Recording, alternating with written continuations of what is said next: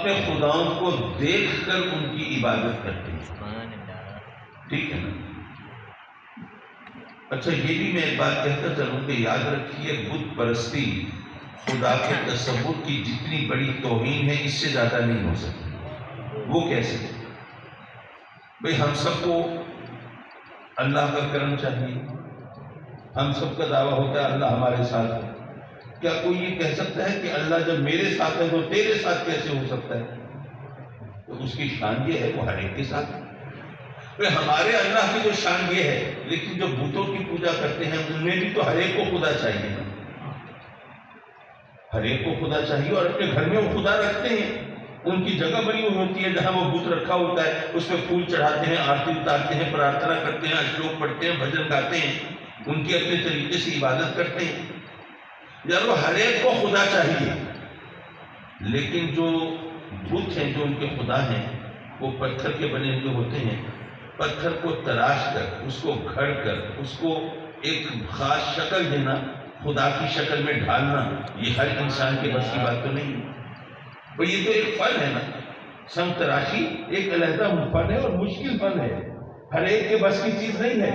لیکن خدا تو ہر ایک کو چاہیے. جو خود خدا نہیں بنا سکتا وہ کیا کرے گا؟ بازار میں جائے گا، کسی سنگ تراش بت فروش کی دکان سے خدا خرید کے لائے گا. تو ہر خدا برائے فروخت ہو، اس سے زیادہ کیا توحید ہوگی خدا کی؟ اور بات صرف اتنی نہیں ہے، ذرا تھوڑا سا اور آگے چل کے سوچیے. کوئی بندہ جاتا ہے، سفید پوش آدمی ہے، زیادہ امیر نہیں ہے، وہ جاتا ہے اپنا خدا خریدنے. وہ دکان پہ پہنچتا ہے، اس کو ایک بت نظر آتا ہے، بڑے قیمتی پتھر کا ہے، بڑا خوبصورت ترشا ہوا ہے. دیکھتے ہی دل مچل جاتا ہے، مجھے تو یہی خدا چاہیے. اب جب قیمت پوچھتا ہے تو پاؤں تلے زمین نکل جاتی ہے. کہتا ہے نہیں بھائی یہ تو بڑا مہنگا خدا ہے، مجھے کوئی سستا خدا دے دے. جب خدا کا اس طرح مول تول بھاؤ تاؤ ہو رہا ہو، بارگیننگ ہو رہی ہو، تو اس سے بڑھ کر خدا کے تصور کی اور کیا توہین ہو سکتی ہے؟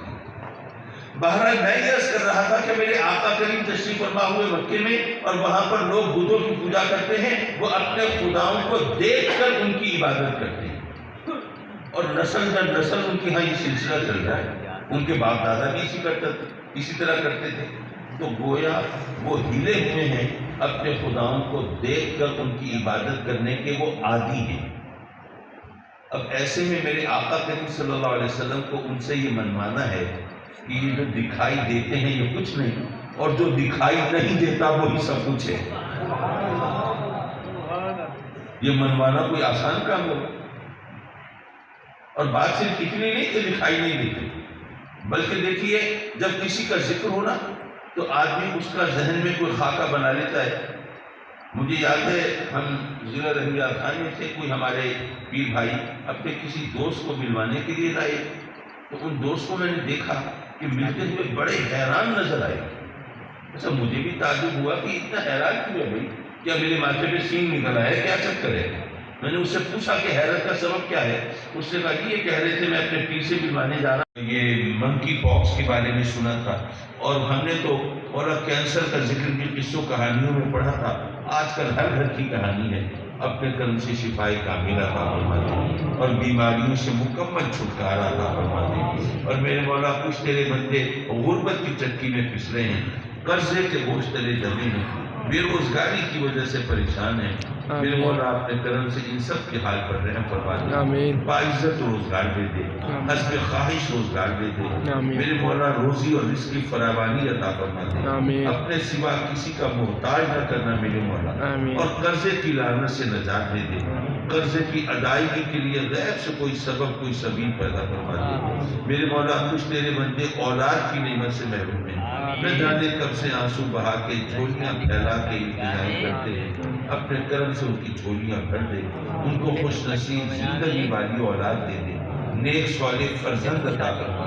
اور جنہیں تو نے اولاد دی ہے مولا انہیں اولاد کا سکھ دکھا، اولاد کے دکھ سے بچا لے. ہمارے بچوں کو ہمارے خوابوں کی تعبیر بنا دے، ہمارے لیے عزت اور راحت کا سامان بنا دے. اور وہ ساتھی جو اپنے بچوں بچیوں کے رشتوں کے بارے میں پریشان ہیں، اس پریشانی سے بھی چھٹکارا عطا فرما دے. مولا یہ بوجھ بھی تو تو نے اپنے کرم سے ہمارے کندھوں پہ ڈالا ہے، تو اپنے فضل سے بحسن و خوبی سے وہ بوجھ کرا دے. اور وہ اپنے گھروں میں آباد شاد ہو میرے مولا.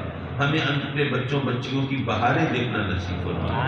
ہم سب کو اپنے سجدوں کی لذت دے دے, اپنی عبادت کا ذوق دے دے, اپنے احکام کی تعمیل کی توفیق دے دے, اپنے فرامین کے مطابق زندگی گزارنے کا قابل. میرے مولا محض اپنے کرم سے ہم نے جو کچھ بھی مانگا ہے اپنی اوقات سے بہت بڑھ کے مانگا ہے. ہم کیا ہیں, ہماری اوقات کیا ہے, پر مولا تیری شان رحمت کے مقابلے میں تو کچھ بھی نہیں مانگا ہے. تجھے تیری شان رحمت کا واسطہ ہے, جو مانگا ہے وہ بھی دے دے, اور جو نہیں مانگ پائے ہیں وہ بھی عطا فرما. آمین آمین آمین یا رب العالمین. وصلی اللہ تعالی علی خیر خلقہ ونور عرشہ محمد وآلہ وصحبہ اجمعین. آمین برحمتک یا ارحم الراحمین. لا الہ الا اللہ محمد رسول اللہ.